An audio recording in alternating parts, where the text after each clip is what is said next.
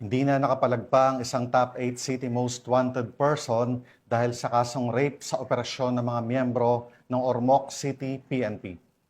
Ang pagkakadakip sa suspect ay bunga ng pagsisikap ng Philippine National Police kontra sa mga wanted person at iba pang kriminalidad sa pagpapanatili ng kaayusan at kapayapaan sa bansa. Nakatutok dyan si Patrolwoman Camberley Flores.